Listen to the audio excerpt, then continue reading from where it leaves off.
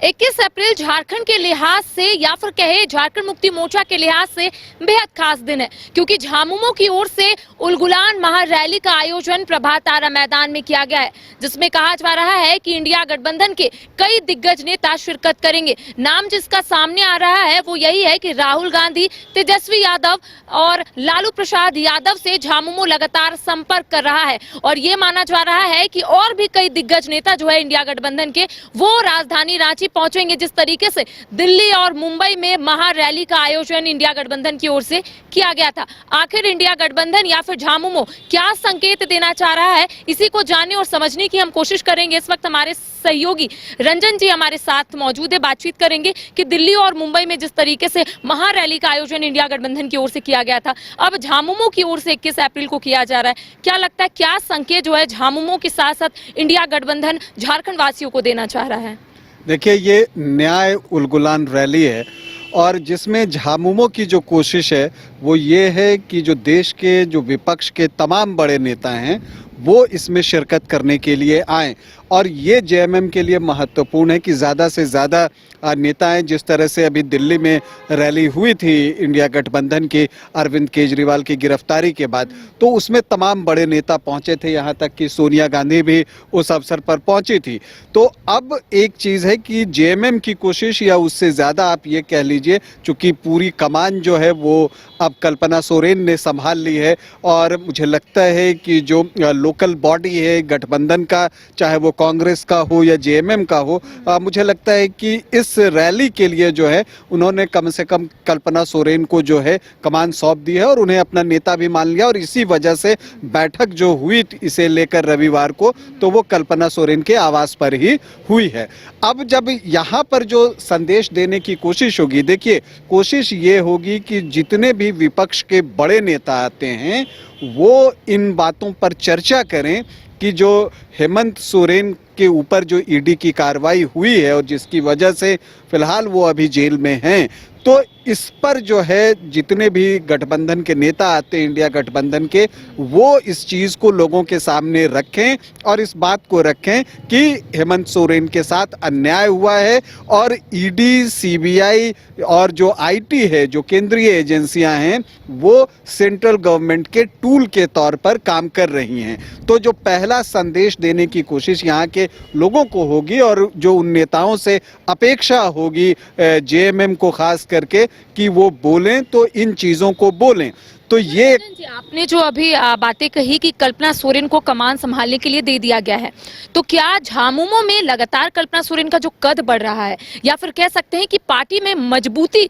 लाने, मतलब एक पकड़ बनाने की कोशिश जो है कल्पना सोरेन लगातार कर रही हैं, तो क्या यही वजह है कि कल्पना सोरेन लगातार बैठक करिए ताकि कार्यकर्ताओं से वो मुखातिब हो सके, ताकि कार्यकर्ताओं के अंदर जो कुछ चल रहा है वो टटोल सके? क्या यही वजह है? या देखिए, मुझे लगता है कि सिर्फ जेएमएम ही नहीं, कांग्रेस की तरफ से भी उन्हें हरी झंडी मिल चुकी है और हेमंत सोरेन की अनुपस्थिति में वो कमान संभालने जा रही हैं। अभी पार्टी की कमान तो ऑलमोस्ट उन्होंने संभाल ली है अनौपचारिक तौर पर, हालांकि मतलब कोई इस तरह की घोषणा नहीं हुई है, लेकिन जिस तरह से जो ये रैली होनी है न्याय उलगुलान रैली, उसके लिए जो बैठक हुई वो उन्हीं के आवास पर हुई और जिसमें कि राजेश ठाकुर जो कि कांग्रेस के प्रदेश अध्यक्ष हैं और जो प्रदेश प्रभारी हैं जीए मीर, वो दोनों भी वहां गए। ये महत्वपूर्ण है। देखिए, जो राजनीति है उसमें संकेतों का बड़ा महत्व होता है और ये एक संकेत है कि कांग्रेस ने भी जो है कल्पना सोरेन को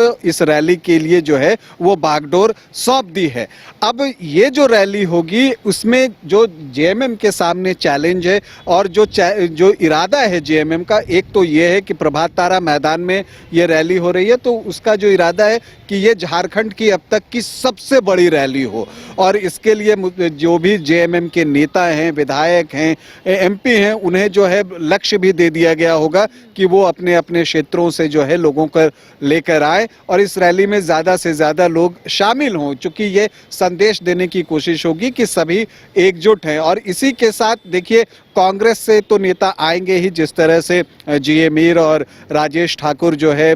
कल्पना सोरेन के आवास पर पहुंचे संडे को इस मीटिंग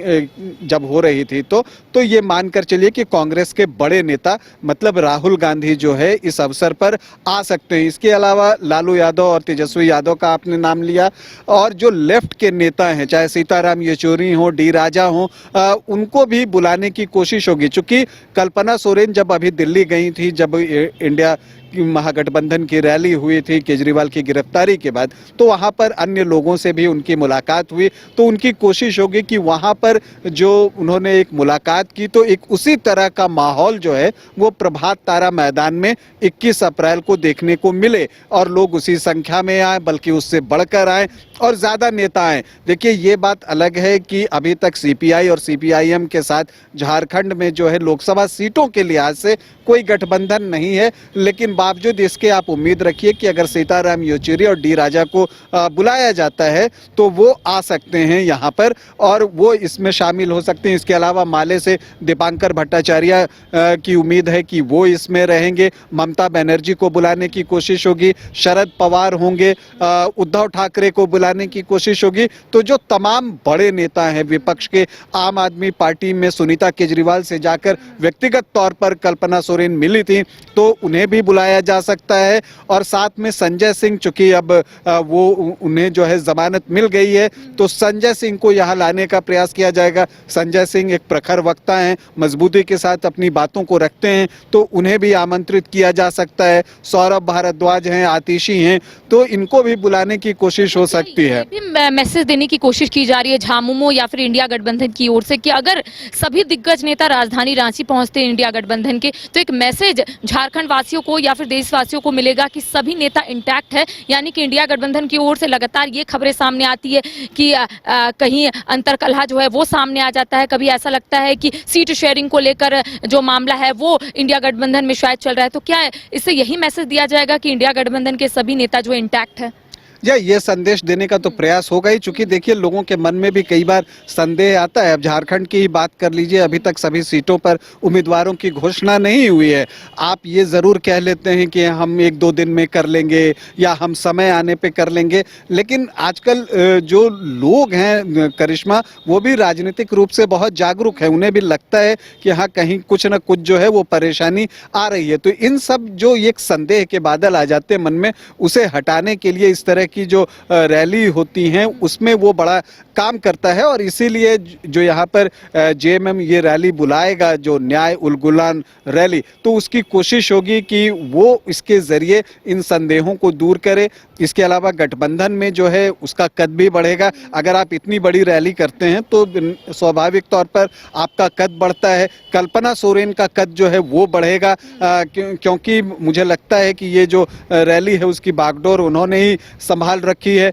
तो वो ज़्यादातर लोगों से बातचीत करती हैं, उन्हें बुलाती हैं, और वो पर्सनल रेपो के तहत लोग आते हैं यहाँ पर, तो उनका भी जो कद है वो बढ़ना तय है। तो उससे पार्टी में उनकी स्थिति और मजबूत होगी, गठबंधन में उनकी स्थिति और मजबूत होगी। तो ये सारी चीज़ें, और इसके अलावा जो सबसे महत्वपूर्ण है, जो 21 अप्रैल की जो ये रैली होने वाली है, न्याय उलगुलान रैली, इसके ज़रिए लोकसभा कैंपेन का जो है किक ऑफ होगा, मतलब कि शुरुआत होने जा रही है झारखंड में। चूंकि अभी तक अगर आप देखें तो जो इंडिया गठबंधन है झारखंड में, उसने उस तरह से प्रचार शुरू नहीं किया है। तो मुझे लगता है कि 21 अप्रैल को जो है इस रैली के जरिए एक लोकसभा चुनाव का जो कैंपेन है उसे भी स्टार्ट कर दिया जाएगा। देखिए, दिल्ली मुंबई के बाद अब झारखंड में झामुमो की ओर से उलगुलान महारैली का आयोजन किया जा रहा है। इंडिया गठबंधन के कई बड़े चेहरे इस महारैली में शिरकत करेंगे। राहुल गांधी के साथ लालू प्रसाद यादव, तेजस्वी यादव,